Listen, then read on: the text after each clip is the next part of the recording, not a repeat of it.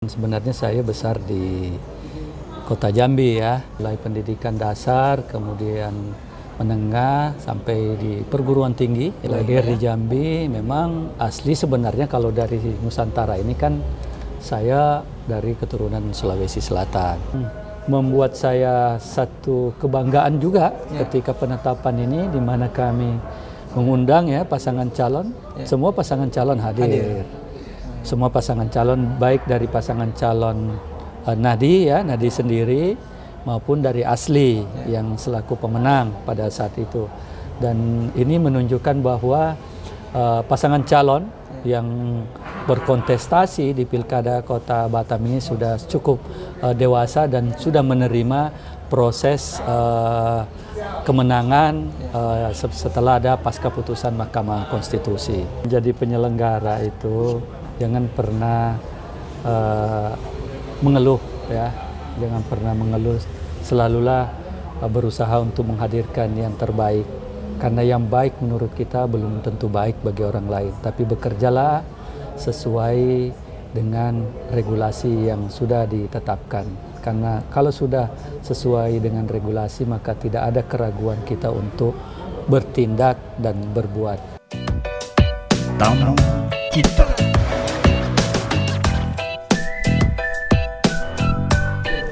Assalamualaikum warahmatullahi wabarakatuh. Selamat siang sahabat kita, jumpa lagi di podcastnya Tamu Kita. Dan seperti biasa podcastnya Tamu Kita kami menghadirkan narasumber-narasumber, tokoh-tokoh yang ada di Batam tentunya yang memberikan inspirasi, motivasi dan juga edukasi untuk para penonton di podcastnya Tamu Kita. Dan kali ini kami akan menghadirkan narasumber, sudah bersama saya nih Ketua KPU Kota Batam, Bapak Mawardi. Assalamualaikum, selamat siang, sore nih ya.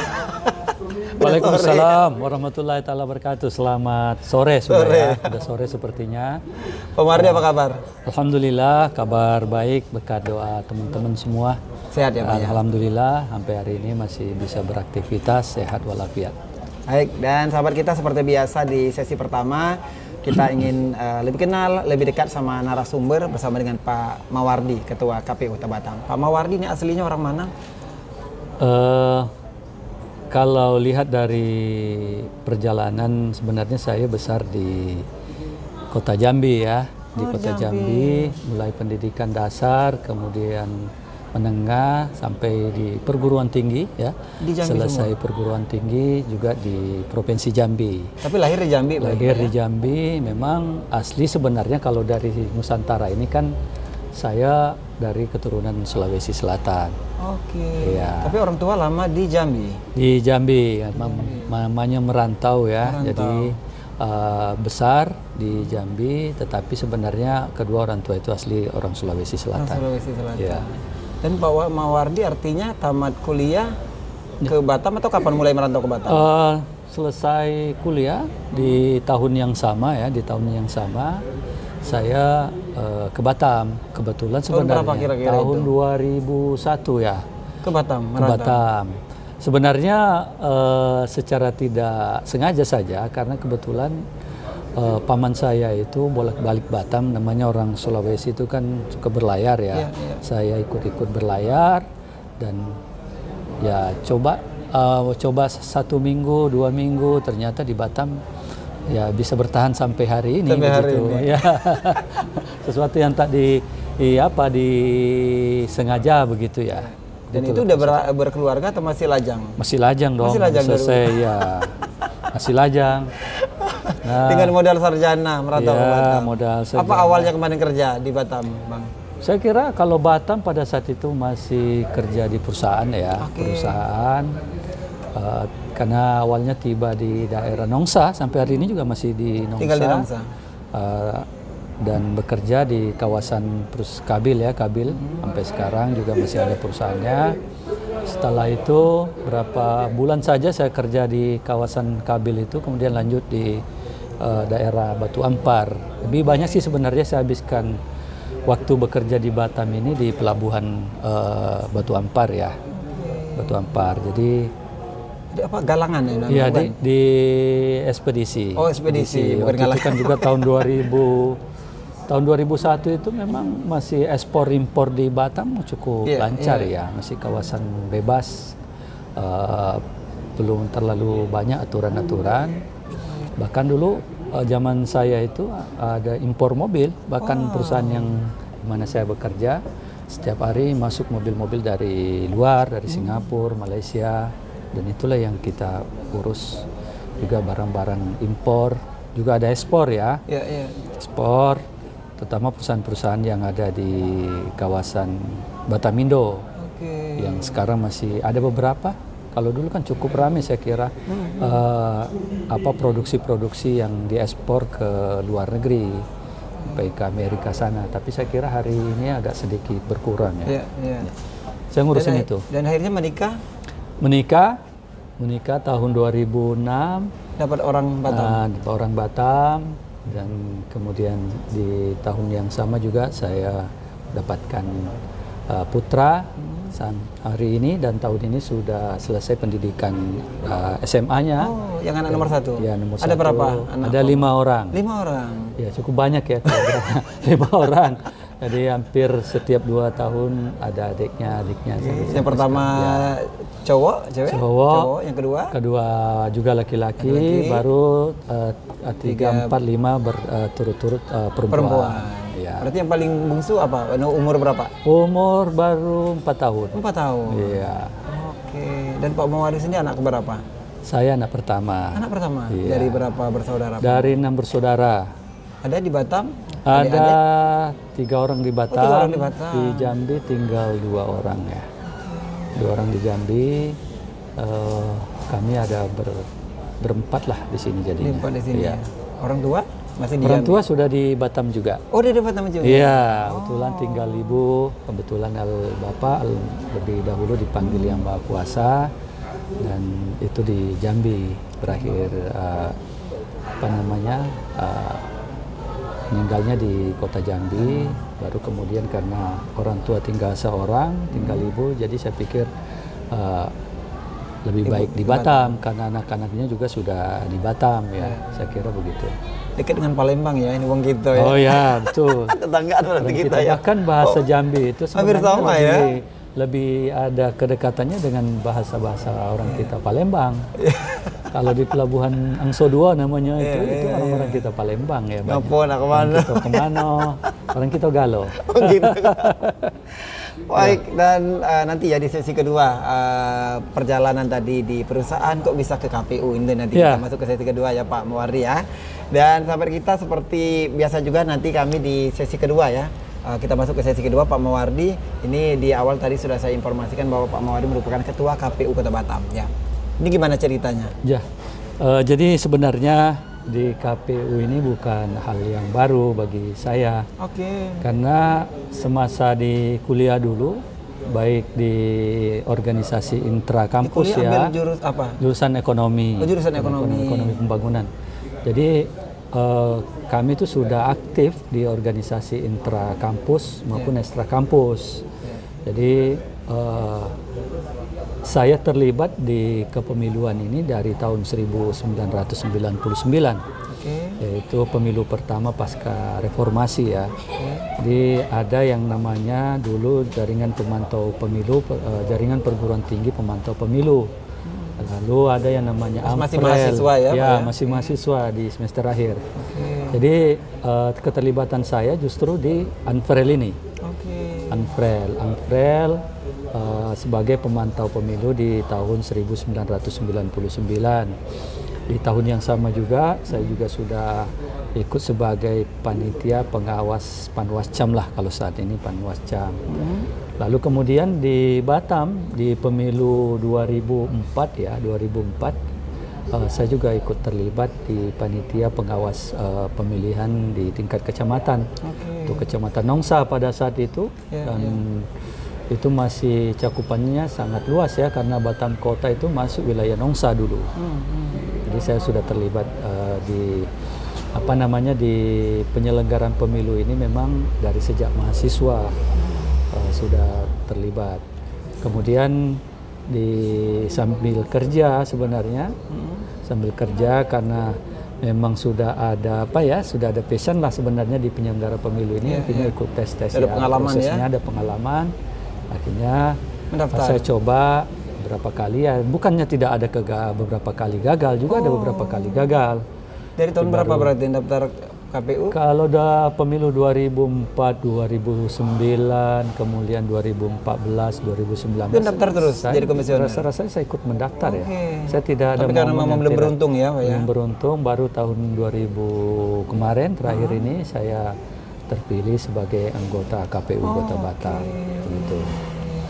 Ini kalau tidak diceritakan begini ya mungkin orang tahu langsung mungkin daftar rupanya prosesnya juga panjang seperti Pak Betul, Muhardi betul. ya. Dan terpilih sebagai ketua.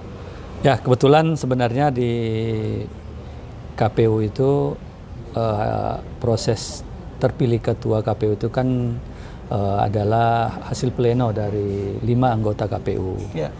Dan ini memang teman-teman mengamanatkan saya sebagai ketua. Waktu itu mungkin dari sisi senioritas, dari sisi umur juga saya yang paling tua memang. Tapi saya pikir ini juga bukan satu acuan, karena memang teman-teman mempercayakan dan ya udahlah kalau kita sama-sama, saya bilang ini kan tugas kita sama-sama, saya pikir ya kan. Alhamdulillah kami jalani bersama dan tahapan-tahapannya dapat kami laksanakan berjalan sesuai dengan regulasi yang sudah diatur seperti itu. Dan ada 5 komisioner ya, Iya. Pak ya. Dan ini rata-rata orang baru semua ya, bukan yang dari Iya. Iya ya.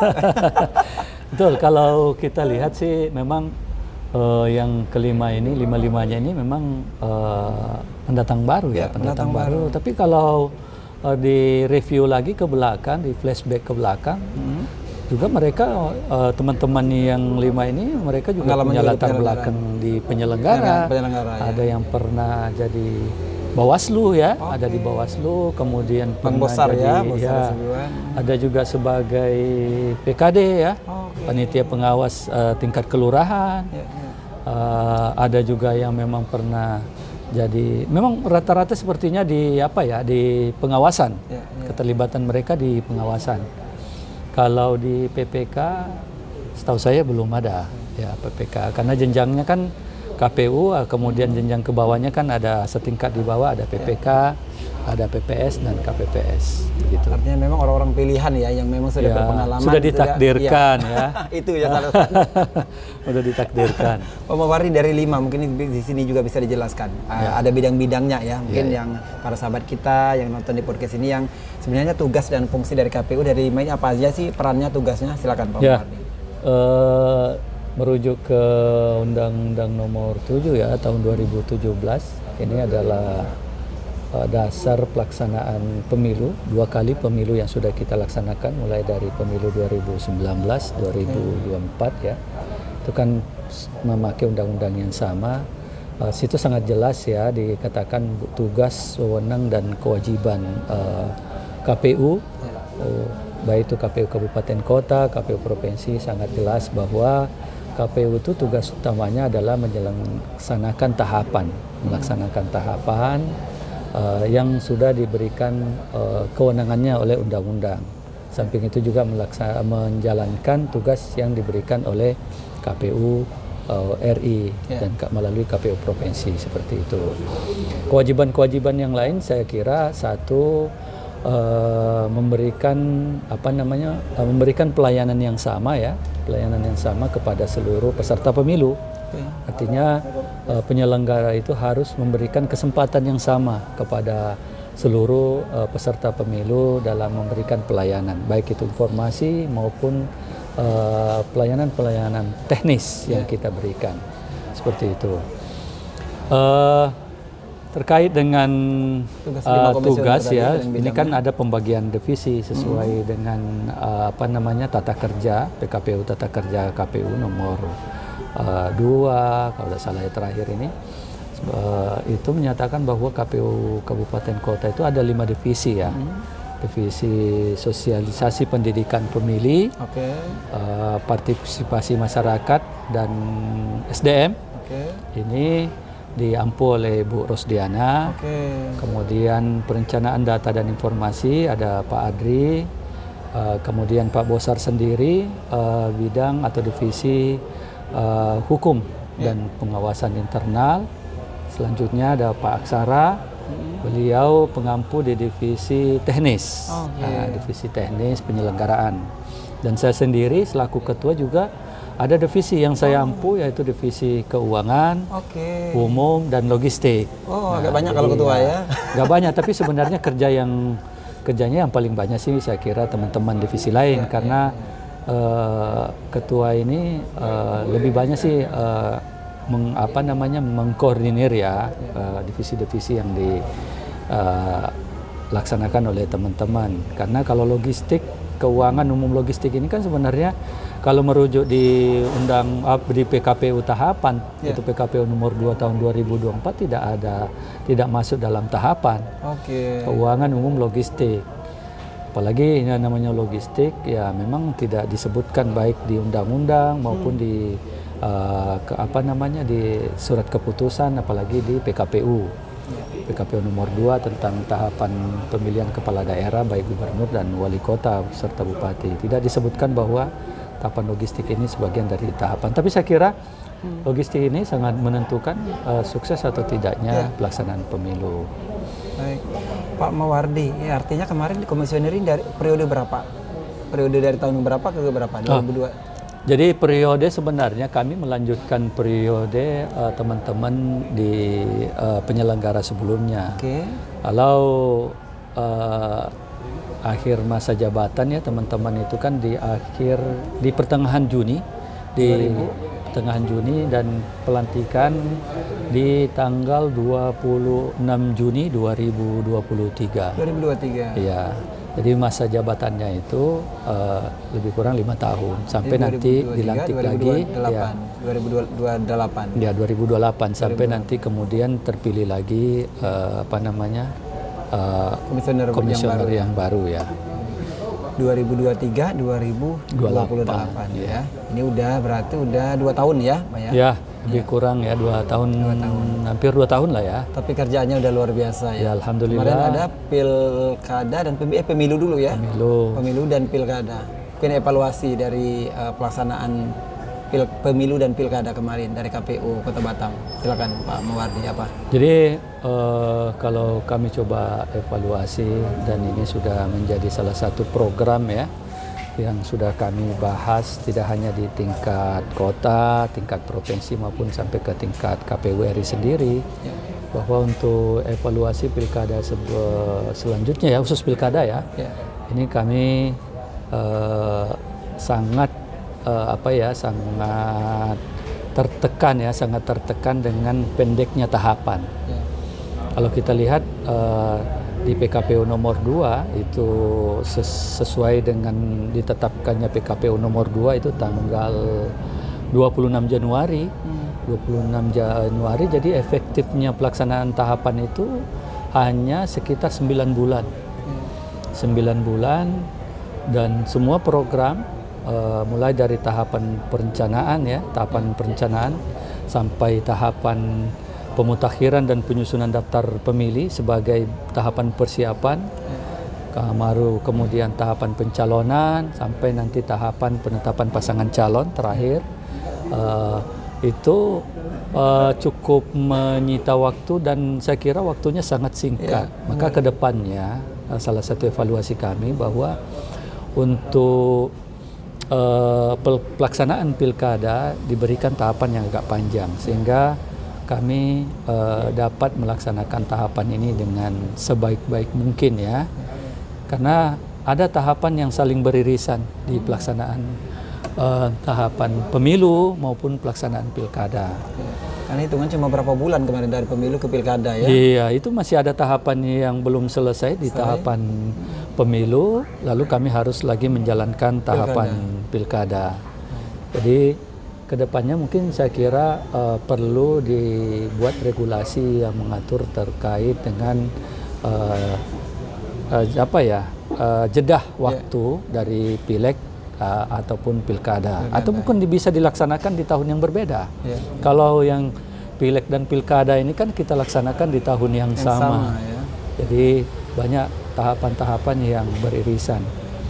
Apalagi kami KPU Batam ini pada saat itu alhamdulillah di pileg kemarin tidak ada gugatan-gugatan yang memerlukan waktu yang cukup panjang untuk proses persiapannya, sehingga ya dapat kami laksanakan tahapan persiapan pilkada dengan baik ya. Gitu. Dan ini juga sebenarnya banyak juga pujian dari masyarakat, dari pengamat ini untuk KPU karena sukses menyelenggarakan pemilu dan pilkada. Mungkin ini yang menjadi kepuasan tersendiri juga ya Pak ya? Ya, dari ya KPU. pasti. Kalau kami coba evaluasi ya saya kira ini tidak hanya kerja keras dari teman-teman KPU sendiri, tapi ini kan melibatkan stakeholder ya, baik dari kepolisian, TNI, dari pemerintah daerah yang memberikan support ya, berikan support. Begitu juga dari peserta pemilu. Saya kira peserta pemilu juga mempunyai andil besar ya dalam pelaksanaan suksesnya penyelenggaraan pilkada kita di Kota Batam. Gitu. Karena dengan kerja bersama ya tadi kondusif, aman dan lancar ya. Dan kita juga tidak ada kemarin yang PSU juga ya Pak ya, di pilkada nggak ada ya? Di pilkada tidak ada kita PSU, di gugatannya pun sifatnya dismisal. Jadi saya kira satu prestasi yang lebih baik dan masyarakat Batam sudah semakin cerdas ya dalam pelaksanaan pemilu maupun pilkada. Namun memang ada satu hal yang sedikit menjadi tanda tanya kami karena tingkat partisipasi ya. Tingkat partisipasi kita ini kan sangat rendah, di bawah 50%. Ini masih jadi catatan ya, ya. ini jadi catatan juga, evaluasi juga. Mungkin juga karena memang pada saat hari H ya, pada saat hari H itu musimnya memang musim musim cuaca yang lagi tidak bersahabat. Nah, ini juga menjadi faktor dominan ya, faktor dominan terhadap tingkat partisipasi masyarakat sehingga sangat rendah. Tapi saya kira Batam masih termasuk juga tidak terlalu rendah. Ada di kabupaten lain yang hanya tingkat partisipasinya di bawah 25% malah ya. Nah, makanya ke depan saya pikir regulasi juga perlu memperhatikan pelaksanaan pilkada itu. Jangan di musim-musim yang berurusan dengan hujan, cuaca ya. Ini juga sangat berpengaruh saya kira ya. Begitu. Pak Mawari, sebelum kita masuk ke sesi terakhir ya, ini satu pertanyaan yang dari teman-teman juga jadi pertanyaan masyarakat lah ya. Ini setelah lepas dari pelaksanaan pilkada atau pemilu ini kan masih panjang ya waktunya ya. Ini apa yang dikerjakan oleh teman-teman dari KPU? Jadi ini memang banyak jadi pertanyaan ya. Bahkan ada salah satu di media sosial kami itu.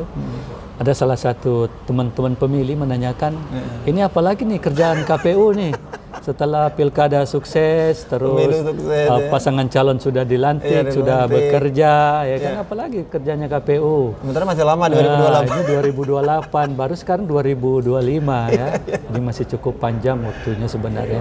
Tapi sebenarnya tugas KPU ini juga merujuk dari arahan KPU RI ya.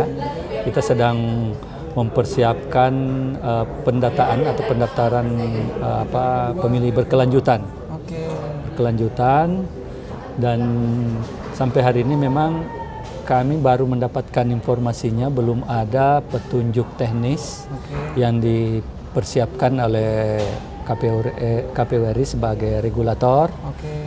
Tentu kami di KPU Kabupaten Kota harus menunggu arahan dari KPU RI melalui KPU Provinsi seperti apa nanti kegiatan-kegiatan tahapan pemutakhiran data berkelanjutan ini.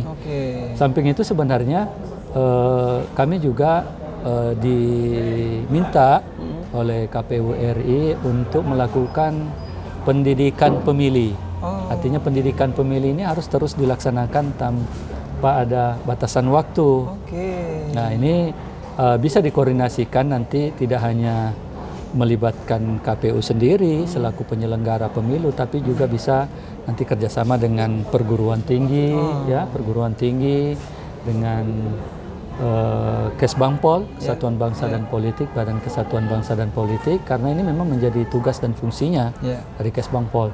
Dan ini jadi pendidikan politik tidak hanya ketika menjelang pemilu pelaksanaan tahapan, tapi ini harus terus berlangsung. Bahkan juga partai politik sebenarnya juga punya kewajiban untuk melakukan pendidikan pemilih. Bahkan APBD yang diberikan ke partai politik sebagai bantuan partai politik itu juga ada sharing untuk pendidikan pemilih, begitu. Jadi saya kira ini bisa sinkronkan sinkronkan untuk memberikan pendidikan kepada masyarakat, begitu.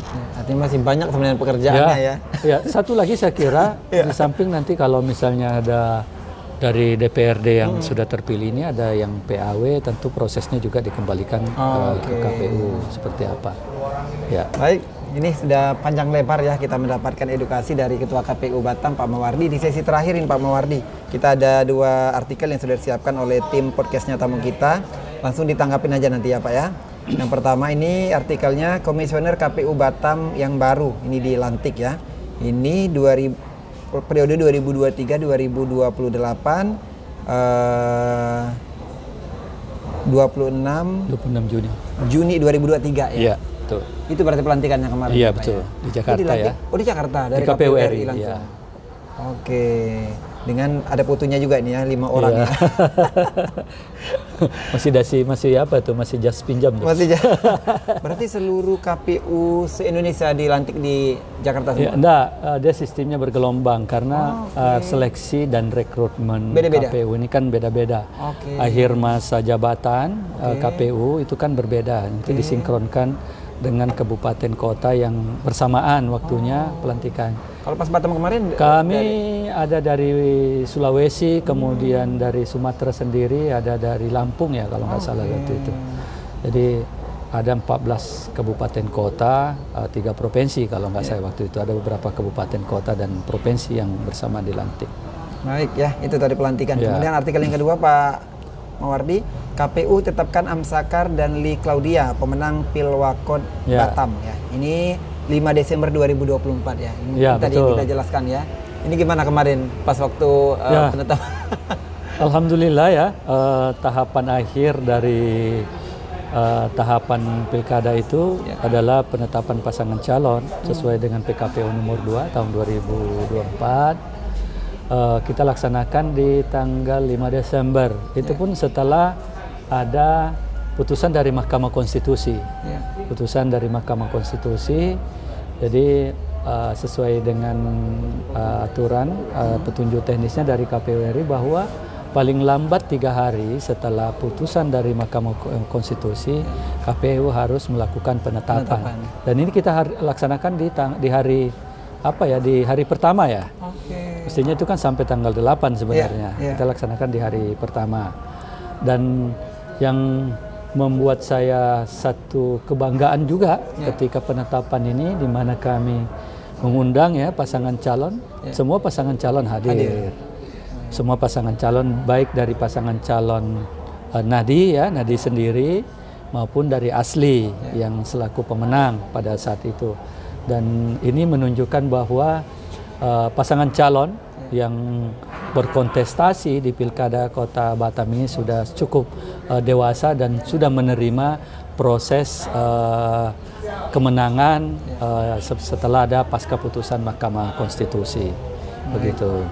Ini juga yang menjadi pencapaian dari KPU ya Pak ya. Bisa menetapkan sesuai dengan, dan tadi juga masyarakat dan kontestan juga ikut hadir di sini ya Pak ya. Pak Mawardi, kita di sesi terakhir mungkin ada kata-kata yang bisa memberikan inspirasi terkait dengan tadi sosok dari Pak Mawardi, kemudian karir yang mungkin bisa memberikan inspirasi ya kepada penonton di podcastnya tamu kita. Boleh di kamera ini silakan. Baik, Pak Mawardi. pada dasarnya menjadi penyelenggara itu jangan pernah mengeluh ya, jangan pernah mengeluh, selalulah berusaha untuk menghadirkan yang terbaik. Karena yang baik menurut kita belum tentu baik bagi orang lain, tapi bekerjalah sesuai dengan regulasi yang sudah ditetapkan. Karena kalau sudah sesuai dengan regulasi, maka tidak ada keraguan kita untuk bertindak dan berbuat. kalaupun hasilnya kemudian ada yang melakukan gugatan, artinya kita sudah berusaha untuk melakukan sesuatu sesuai dengan regulasi yang ada begitu. Luar biasa. Artinya memang pekerjaan kita landaskan dengan regulasi ya Pak Iya, ya. betul. Ketika nanti ada gugatan ya kita juga ada pegangan ini regulasi atau juga landasan yang kita pakai. Pak Mawari, terima kasih ya atas waktunya. Dan luar biasa kita sudah banyak mendapatkan inspirasi, motivasi dan juga edukasi tentunya terkait dengan penyelenggaraan pemilu dan juga pilkada di Batam. Dan sahabat kita tentunya terus simak tonton konten-konten kami di podcastnya Tamu Kita. Kami terus akan menghadirkan narasumber-narasumber, tokoh-tokoh yang di Batam tentunya yang memberikan inspirasi, motivasi dan juga edukasi. Saya Bedi Prabu bersama dengan kerabat kerja yang bertugas undur diri. Selamat sore, sampai jumpa. Selamat sore, Assalamualaikum warahmatullahi wabarakatuh.